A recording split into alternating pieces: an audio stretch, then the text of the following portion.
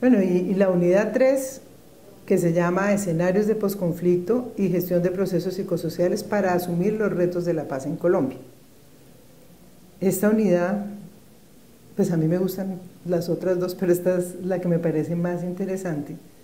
por eso le vamos a dedicar más tiempo, es ver cómo funciona en Colombia, en los diferentes territorios, el problema de la verdad, la justicia y la reparación. ¿Cuánto se puede, digamos, sacrificar de justicia en aras de la paz? ¿Y qué dice la gente en las regiones? Cuando hablamos nosotros de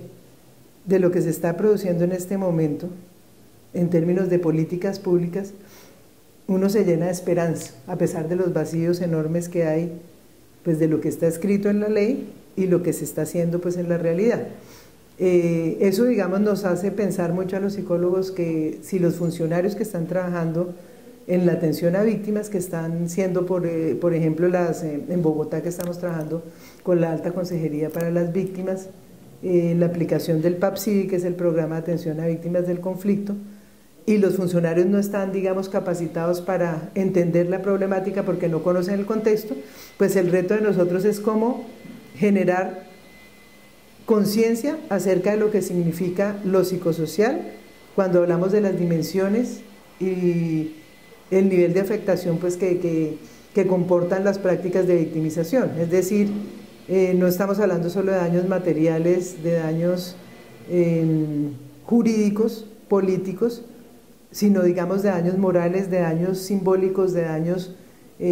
psicosociales, pues que tienen que ver con la manera en que la persona se relaciona consigo misma, con su entorno inmediato, con los otros, pero también la manera en que esas personas que son víctimas son percibidas por los otros, son tratadas por los otros, y ahí pues tenemos que pensar, eso se va a ahondar en otros módulos que ustedes van a trabajar, que es el de víctimas, el de modelos de intervención psicosocial, pero ahí vamos a tener que pensar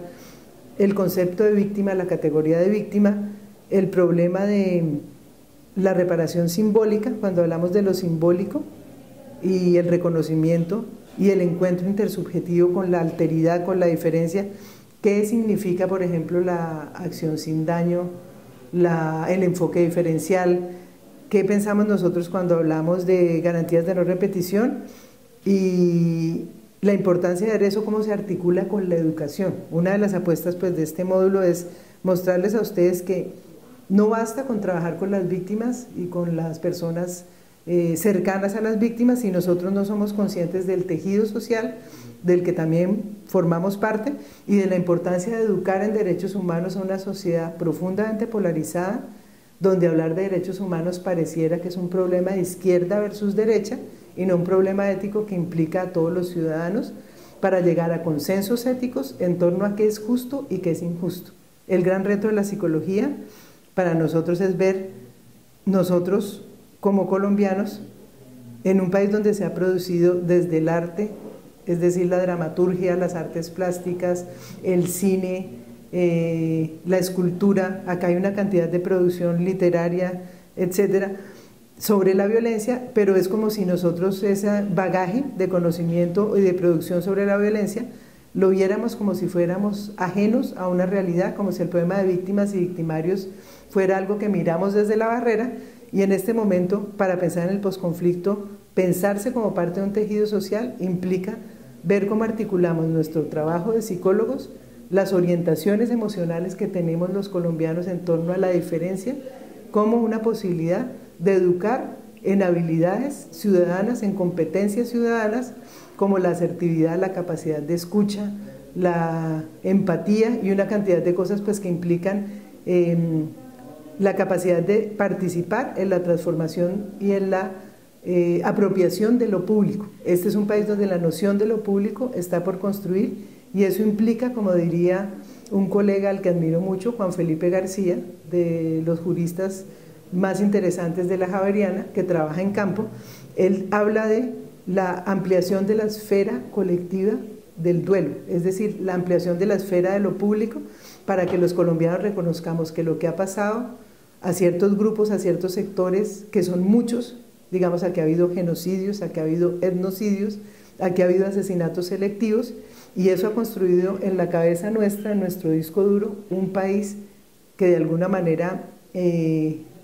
nos es ajeno en muchos sentidos si no pertenecemos a este grupo o a este o a este. Y nosotros estamos apostándole a que las personas no son población objeto con la cual hacemos trabajos o publicamos libros sobre sus experiencias, sino sujetos de su propia experiencia que nosotros ayudamos a activar a partir de la gestión de procesos psicosociales que los involucra a ellos como interlocutores nuestros y donde todos nos asumimos como personas con capacidades y recursos para ser constructores de paz. El tema de las culturas de paz, que vamos a trabajar desde el módulo, desde la unidad 2, perdón, y vamos a profundizar en la unidad 3, es la apuesta que tenemos, construir la paz, tiene que ver con las emociones, tiene que ver con la manera en que nos comunicamos, es decir, tiene componentes cognitivos, comportamentales,